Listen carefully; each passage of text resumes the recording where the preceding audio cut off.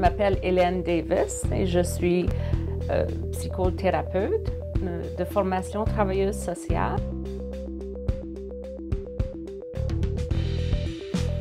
Family Service Saskatoon, c'est un organisme à but non lucratif pour offrir des services de counseling et d'accompagnement aux familles.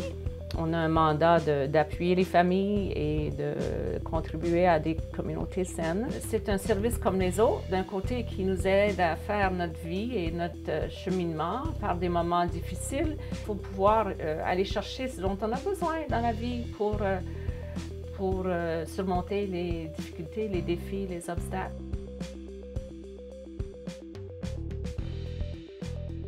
Je reçois les familles pour une thérapie familiale ou une thérapie avec un enfant.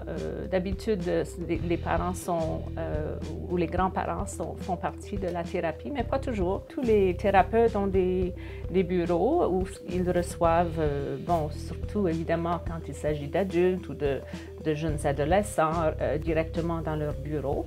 Et puis, nous avons une salle plus grande pour le travail de thérapie de groupe où nous sommes parfois 10 à 19, 20 personnes. Il y a aussi des travailleuses sociales qui travaillent au sein du service de police de Saskatoon avec les victimes de violences conjugales.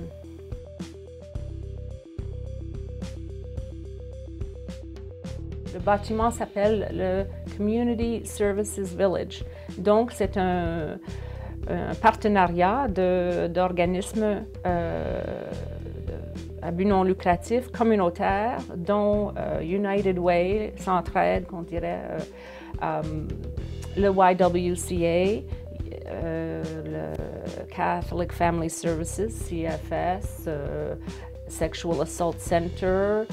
Nous travaillons ensemble pour offrir des services. Et puis souvent, d'ailleurs, nous sommes en lien assez très étroit, oui, pour des services appropriés, pour faire le lien.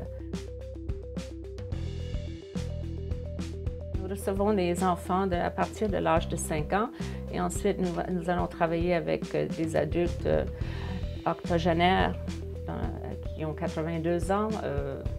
Nous travaillons avec des couples, avec des grands-parents, avec des familles de toutes les sortes. Les immigrants, la communauté autochtone, des francophones d'ailleurs. C'est très varié, c'est intéressant.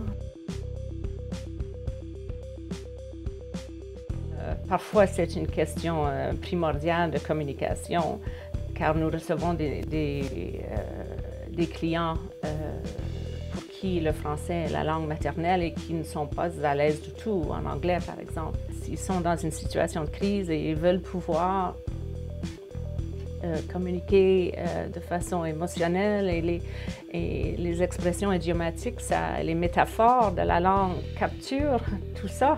Si l'enfant et la mère ou l'enfant et le père parlent entre eux le français, évidemment, ils n'ont pas à se répéter en anglais par la suite. Là. Ça va beaucoup plus facilement si la thérapeute peut les comprendre dans leur langue. Le fait de pouvoir offrir des services en français, c'est un bénéfice pour moi aussi, parce que je suis une personne qui aime ma langue, qui recherche des occasions de la parler.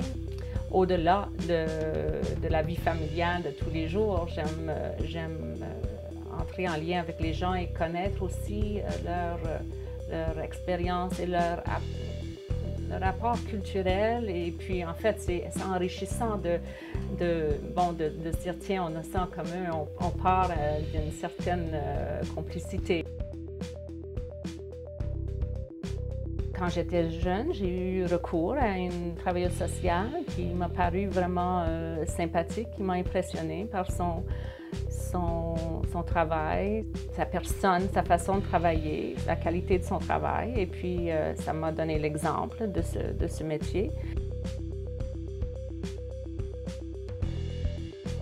Les qualités recherchées sont parfois la spontanéité. Il faut vraiment travailler avec ce que le client apporte et il faut être très créatif Parce que c'est vraiment la relation, comme je vous ai dit tout à l'heure, entre le client ou la famille et le thérapeute qui est importante. Et il faut donc travailler avec ce que la famille apporte ou le client apporte et se réinventer, ni plus ni moins, à chaque fois en maintenant évidemment nos principes de base là, et nos valeurs premières. Mais à partir de cela, on peut être très créatif, on peut utiliser le jeu, on peut utiliser l'art, on peut utiliser différentes thérapies auxquelles on fait appel en fonction des besoins. Ça peut être difficile de toujours devoir se recréer à tous les jours. Donc, il faut avoir une certaine audace, je crois.